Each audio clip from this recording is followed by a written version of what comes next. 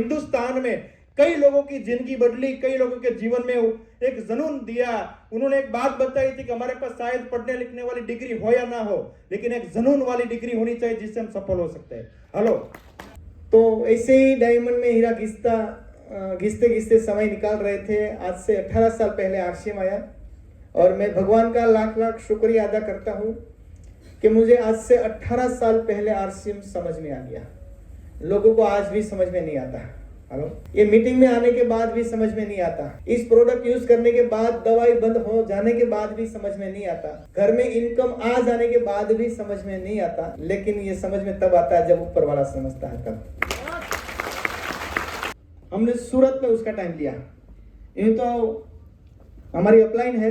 इतना ही नहीं, जिसका डिसिप्लिन, जिसका काम करने का तरीका मैंने देखा। जब जब मैं निराश हुआ, जब जब मेरे अंदर थकान महसूस हुई, मैं कॉल करता था और आवाज आती थी वो एयरफोर्स जैसी कि नहीं कुछ करना है। और मैं आज आपको बताऊं कि दिनेश भाई सेलडिया को भी बहुत सारे लोग जानते हैं। मुझे याद है वो पल जब दिनेश भाई को भी अंदर से एक आवाज देकर जगाया और तब से दिनेश भाई भी आज तक लगे हैं। क्योंकि ये अगर शुक्ला सर नहीं मिले होते, अगर उसका प्रोग्राम उस समय दिनेश भाई ने नहीं लिया होता तो शायद आज इतना बड़ा कार्रवाई, इतना बड़ा माहौल नहीं हो सकता।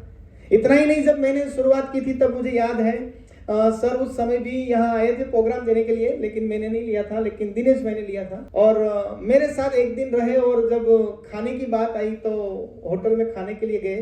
मुझे याद है वो पल, मेरे पास कुछ पैसा नहीं था देने के लिए, होटल का बिल पे करने के। और सर के साथ में खाने के लिए तो बैठ गया। जब बिल पे करने का समय आया, जब में पैसा ही नहीं था। और आज मैं वो बात फीलिंग करता हूँ इसलिए कि जब ये कानपुर से, यूपी से हमारे मेहमान बन के आए थे और वहां खाना खिलाने की हमारी जिम्मेदारी थी। हेलो।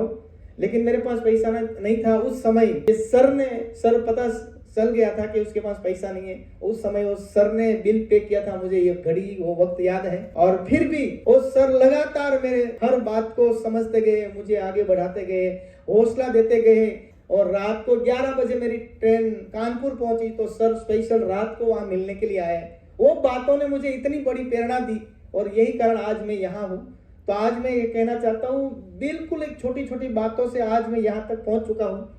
दिनेश भाई भी आज यहाँ तक पहुँच चुके। तो आज हमें करीबन 1.5 घंटे से ज्यादा सुनना है। तो आज मुझे पता है यहाँ बहुत सारे लोग रूबी स्टार रूबी और सफेद बन सकते हैं।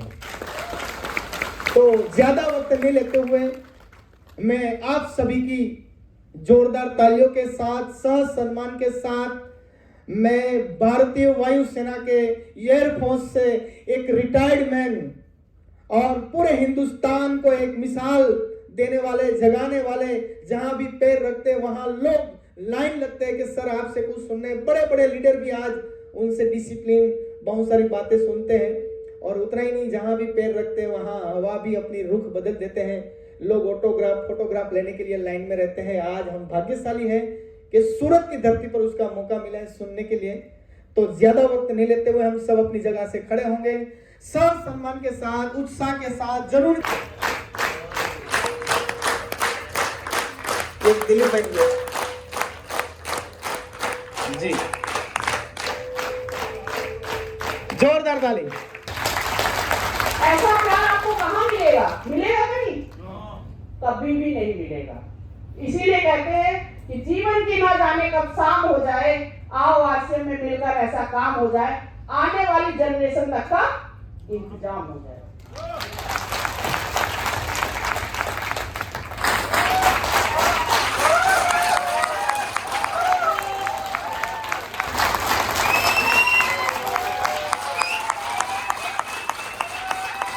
स्वागत है आप सभी का। बहुत तक कोई चीज पूरी तरीके से ढूंढ के इधर से दाएं से बाएं से निकालू ना, तब तक थोड़ा सा काम करने में मजा नहीं आता है। क्योंकि कैरियर का सवाल है ना साहब। अच्छे कैरियर में था, एयरफोर्स के अंदर में था, सुबह जाता था, शाम को आता था, कोई सेंटर नहीं था। तेजपुर आसाम के अंदर कोई सेंटर नहीं था। कहाँ आता था? पटना आता था। और पटना आने के बाद, पटना में तेजपुर से गुवाहाटी की दूरी 6 घंटे और 6 घंटे मीन्स गुवाहाटी से पटना की दूरी 18 घंटे। कितने घंटे हो गए साहब? 24 घंटे जाना, 24 घंटे आना। कितने घंटे हो गए? 48 घंटे। आज आप कितनी दूर जाते? फिर भी आपके लिए मुश्किल है, मेरे लिए आसान था। आपके लिए मुश्किल है लेकिन मेरे लिए आसान था। और ये आसान था, ये डर था कि पता नहीं यार किसके हत्थे चढ़ जाऊंगा, क्योंकि ऐसी जगह पोस्टिंग थी। फिर ट्रांसफर होता है, ट्रांसफर होने के बाद पूना पहुंचता हूं, और पूना पहुंचने के बाद फिर वही सेम चैलेंज, सेम वही हमारे सामने समस्या बन के खड़ी हो गई। 4 घंटे की दूरी पे मुंबई में दादर के अंदर में डिपो हुआ करता था, वहां से सामान लाता था। पूना के अंदर में कोई डिपो नहीं था, कोई पिकअप सेंटर नहीं हुआ था। आपके सूरत में ऐसा कोई है क्या? अभी नहीं है। एक सांस छोड़ो तो दूसरी सांस तभी मिलती है, और मुफ्त की जो चीज मिल जाती है, इस हाल में अंदर में ऑक्सीजन है, ये मुफ्त की मिल रही है। लेकिन आप जाओ आईसीयू में देखो, जिसको ऑक्सीजन लगी है वो कीमत चुका रहा है। पहचान बनानी है तो मेहनत आपको करनी होगी। करने के लिए तैयार है?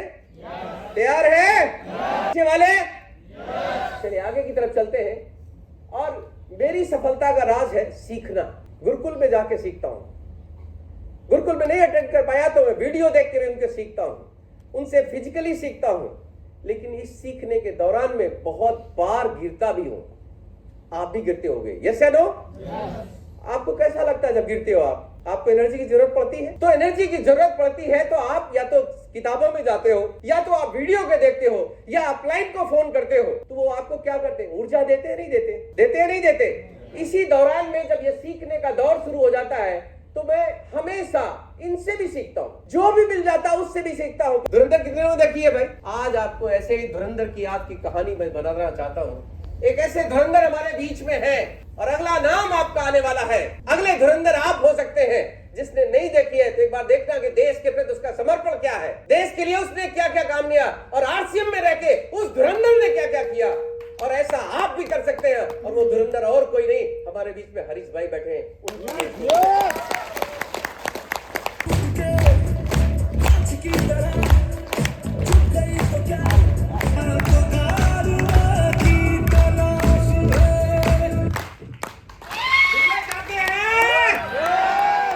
एक शख्स धुरंधर बन के इस आरसीएम के अंदर में आया और धुरंधर की कहानी रिपीट किया। उन्हीं का सेलिब्रेशन करने के लिए ये ट्रॉफी कानपुर से आई है साहब। ये पिन नहीं है भाई, ये गौरव है भारत का, ये गौरव है स्टार रूबी का, ये गौरव है उस धुरंधर की कहानी जो आपके सामने मैंने शेयर करी है। सभी लोग एक बार अपनी जगह पे खड़े होंगे। गुजरात स्टेट के पहला स्टार रूबी अचीवर हरीश भाई ठोमर एंड फैमिली कंधों पे उठा के, जितने भी टेक्निकल रॉयल्टी अचीवर है उनको कंधे पे उठा के यहाँ स्टेज पर लेके आएंगे। 25 वर्ष का जश्न मनाए, सब साथी मिल झूमे गाए, नया सवेरा जाग उठा है, चारों ओर उमंग जगाए। आरसीएम की आवाज को घर घर में पहुंचाए। जय आरसीएम, जय आरसीएम, जय आरसीएम, जय आरसीएम, जय आरसीएम। आवाज को घर घर में पहुंचाए।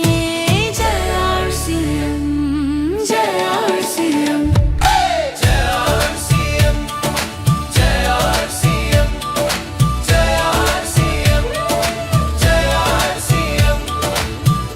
जो मार्गदर्शन रहा सभी अपलाइनों में, वो अपलाइनों का, उसमें खास करके रीटा शुक्ला जी और जयशंकर शुक्ला जी का बहुत जबरदस्त रहा, शानदार जानदार रहा। तो सबसे बड़ा रोल किसी का रहता है डायरेक्ट सेलिंग सिस्टम में, वो है अपलाइन का। उसको पकड़ के रखना है। शुक्ला सर को मैं जानता नहीं था, लेकिन बातों बातों में कहीं ना कहीं कांटेक्ट हुआ, फोन में बातचीत हुई। लेकिन जब मुश्किलें आई ना, तब हौसला दिया। जब मुझे पता है बहुत मुश्किल थी, क्योंकि मैं मुश्किल में आपको बताऊं, जब मुझे आरसीएम पर भरोसा नहीं था तब मैंने आरसीएम शुरू किया। 3 साल में मैंने एमराल निकाला था। कितने साल में? मुश्किल घड़ी में सर ने बहुत सपोर्ट दिया, मुझे याद है। ये मैं शब्दों में वर्णन नहीं कर सकता है, क्योंकि मुझे पता है। तो समय हो चुका है, तो थैंक यू, धन्यवाद। मैं आप सभी का धन्यवाद करना चाहती हूँ, क्योंकि आप सब है तो इसीलिए हम हैं। लेकिन ये सम्मान मिला है, मुझे बहुत आनंद हुआ, और ये सम्मान आपकी वजह से है। मैं आपको समर्पण करती हूँ, और सम्मान आप सबको सभी से मिले। धन्यवाद जी। जब से आरसीएम से लेकर अभी तक की जर्नी में बताऊँ, मैं बहुत ही छोटी सी थी तब से लेकर मैं यहाँ जर्नी में देख रही हूँ पापा की, कि उन्होंने बहुत ही संघर्ष किया है। इस लेवल में मैं बहुत खुश हूँ, और ये सब ऐसा देखना मिला, बहुत ही अच्छा लग रहा है। थैंक यू, धन्यवाद। पहले तो मैं आरसीएम सिस्टम को खूब धन्यवाद करना चाहती हूँ। और मेरा नाम आयुष ठुमर है, सन ऑफ अरेस भाई ठुमर। Thank you. 25 बरस का जश्न मनाए, सब साथी मिल झूमे गाए, नया सवेरा जाग उठा है, चारों ओर उमंग जगाए। आरसीएम की आवाज को घर घर में पहुंचाए। जय आरसीएम, जय आरसीएम। जय आरसीएम, जय आरसीएम, जय आरसीएम, जय आरसीएम, आरसीएम। दिल के बहुत करीब है अपनी गुजरात क्रांतिवीर टीम। सूरत का प्रोग्राम सुपर डुपर हिट रहा। अब उसी जोश, जुनून और उत्साह के साथ बढ़ते हैं अहमदाबाद की ओर। जय आरसीएम।